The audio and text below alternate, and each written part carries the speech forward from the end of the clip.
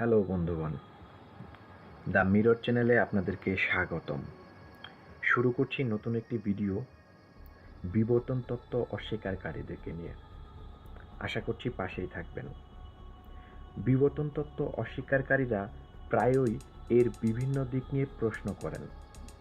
প্রশ্ন করা খারাপ কিছু না, কিন্তু সেই প্রশ্ন যদি হয় স্ট্রম্যান ফ্যালাসি, তাহলে এর উত্তর তাদের চোখে আঙ্গুল দিয়ে দেখিয়ে দিতে হয়।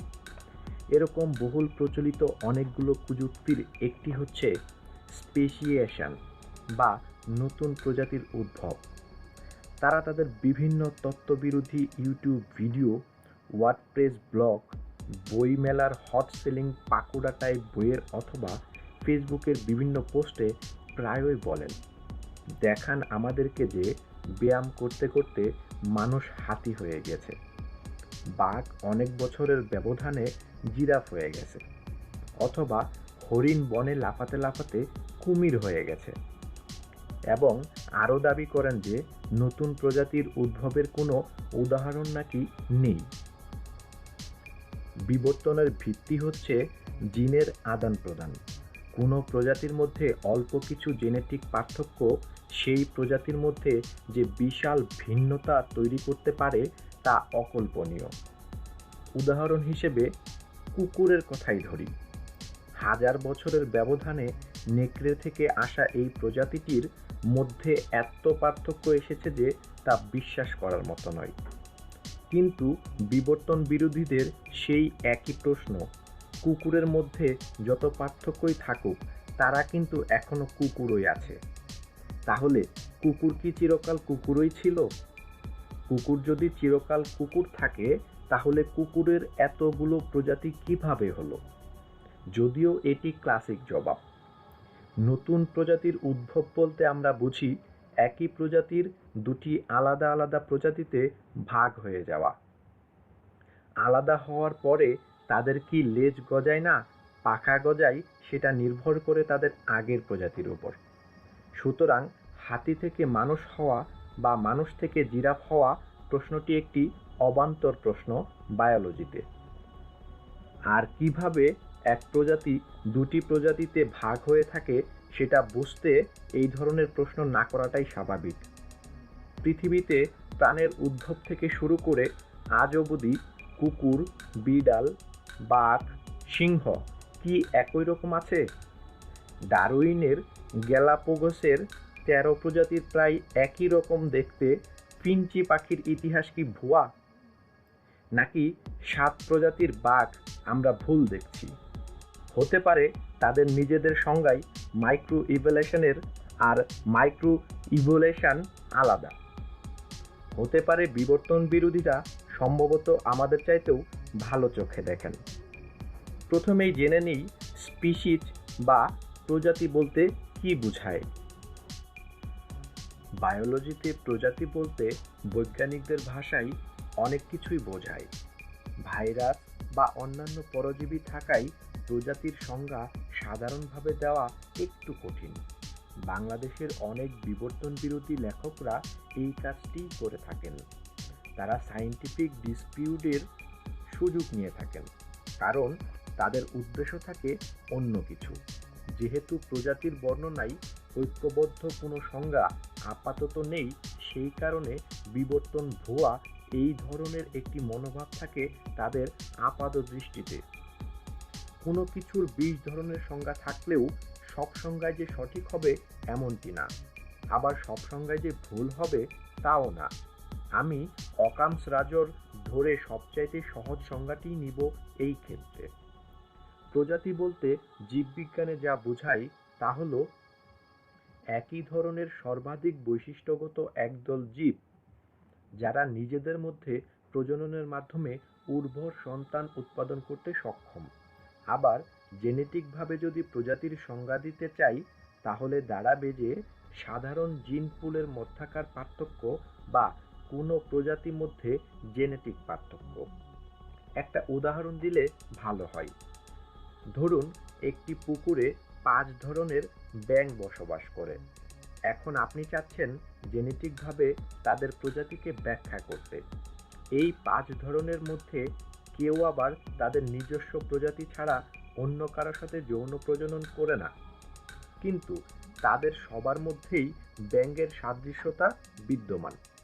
আপনি দেখলেন ৫ ধরনের ব্যাঙের ৩ ধরনের ব্যাঙের মধ্যে বিভিন্ন জিনগত মিল বেশি এবং অন্য ২ ধরনের ব্যাঙের জিনের সাথে অমিলই বেশি। এই মিল, অমিল এবং যৌন প্রজননের উপর ভিত্তি করে আপনি তাদেরকে আলাদা আলাদা স্পিসিজ বলে ঘোষণা দিতে পারবেন। মূলত পপুলেশন জেনেটিক্সে এভাবেই একটি প্রজাতির ব্যাখ্যা এবং নতুন প্রজাতির উদ্ভব হয়েছে কিনা তা ব্যাখ্যা করা হয়। আগেই বলেছি, স্পেসিয়েশন নিয়ে স্ট্রম্যান ফ্যালাসি করা হয় এবং এটি একটি বহুল জিজ্ঞাসিত প্রশ্ন, বলতে পারেন বিবর্তনের সেন্ট্রাল কোয়েশ্চেন। যদিও বেশিরভাগ স্পেসিয়েশনের ঘটনা আমাদের জীবনকালে আমরা দেখি না, আমাদেরকে নির্ভর করতে হয় পূর্বের ডেটা বা mathematical calculation, DNA, protein, homological structure, anatomy, morphology বা জিওগ্রাফিক্যাল ডিস্ট্রিবিউশনের উপর। তারপরও অনেক স্পেসিয়েশন ঘটনা আমাদের চোখের সামনেই ঘটছে। ছোট কীটপতঙ্গ থেকে শুরু করে বিশাল আকারের তিমিরও স্পেসিয়েশন হচ্ছে। তেমনি কিছু স্পেসিয়েশন নিয়ে আলাপ করছি আজকে।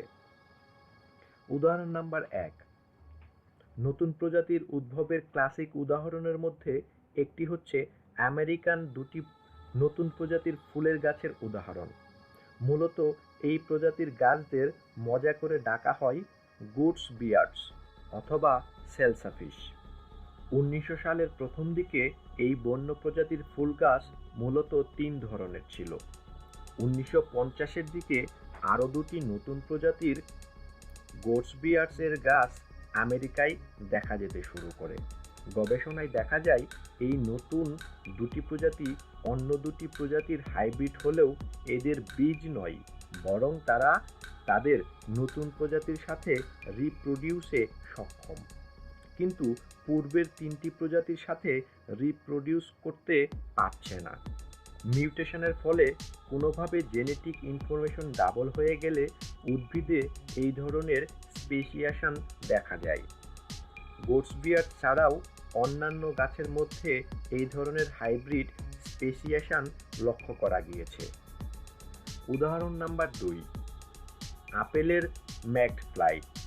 ২০০ বছর আগে আমেরিকায় এই ফল খেকো মাছি, যারা কিনা মূলত হাউথর্ন গাছের একজাতীয় ফল খেয়ে বাঁচত, কিন্তু ইউরোপীয়রা আমেরিকায় যাওয়ার পরেই মাছিগুলো নতুন খাদ্য আপেলের সন্ধান পায়।